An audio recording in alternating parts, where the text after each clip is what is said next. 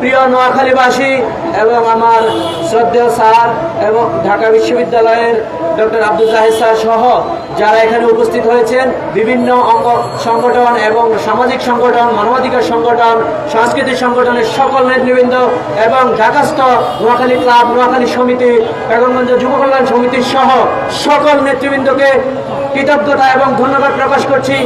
এবং সেই সাথে বাংলাদেশের যারা এখন সরকার প্রধান রয়েছেন এবং উপদেষ্টা পরিষদে রয়েছেন, আমার বোধগম্য নয় আপনারা কি নোয়াখালী সম্পর্কে জানেন না, নাকি আপনাদের অজ্ঞতা রয়েছে। আমি আপনাদেরকে অনুরোধ করব, আপনারা শুরুতেই নোয়াখালী সম্পর্কে জানুন।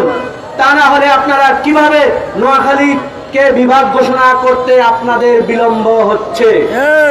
আপনারা জানেন 200 বছরের পুরনো নোয়াখালী।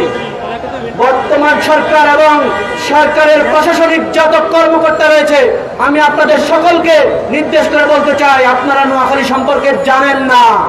কেন জানেন না? 200 বছরের পুরনো নোয়াখালী। আপনি তাহলে কিভাবে চিন্তা করেন অন্য কোন জেলাকে বিভাগ করবেন? আপনার অজ্ঞতাই প্রমাণ করে আপনি ব্যর্থ। তাই আপনি ঢাকার পার্শ্ববর্তী অন্য কোনো একটি জেলাকে বিভাগ করার জন্য পায়তারা করছেন। আপনি অনতিবিলম্বে নোয়াখালী সম্পর্কে জানুন। 1994 সালে এই নোয়াখালী বিভাগ আন্দোলনের সারথি শুরু হয়েছে। দীর্ঘ 2 যুগের এই আন্দোলনে আমরা অনেককেই কাছে পেয়েছি, অনেককে হারিয়েছি, অনেকেই মৃত্যুবরণ করেছে। তার মধ্যে অন্যতম আমাদের নোয়াখালী প্রতিদিনের সম্মানিত সম্পাদক রফিকুল আনোয়ার ভাই।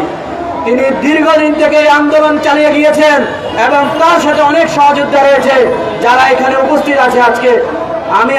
আমি বর্তমানে প্রশাসনিক সকল কর্মকর্তা এবং উপদেষ্টা পরিষদের যে সকল নেতৃবৃন্দ এবং যে সকল কর্মকর্তা আমাদের বৃহত্তর নোয়াখালী রয়েছেন, তাদেরকে আমি বিনীতভাবে বলবো, আপনারা রুহুল আমিনের জেলাকে অনতিবিলম্বে বিভাগ ঘোষণা করুন। এটি আরেকটি বাংলাদেশ। এটি কোনো বিভাগ হওয়ার যোগ্য কিনা আপনি জানতে হবে। আপনি কেন জানেন না সেটাই আপনার কাছে আজকে প্রশ্ন। আপনি 200 বছরের পুরনো জেলাকে কেন বিভাগ ঘোষণা করছেন না? আপনার কোনো দুর্বিসন্ধি রয়েছে কিনা এটা আমাদের যথেষ্ট সন্দেহ রয়েছে।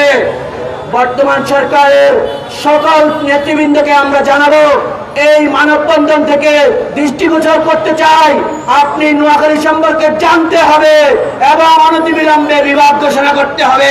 এটি নোয়াখালী নয়, নোয়াখালী ভাষাভাষীর পৃথিবীর সকল দেশে যারা রয়েছে সকলের প্রাণের দাবি, অনতিবিলম্বে নোয়াখালীকে বিভাগ ঘোষণা করা হোক।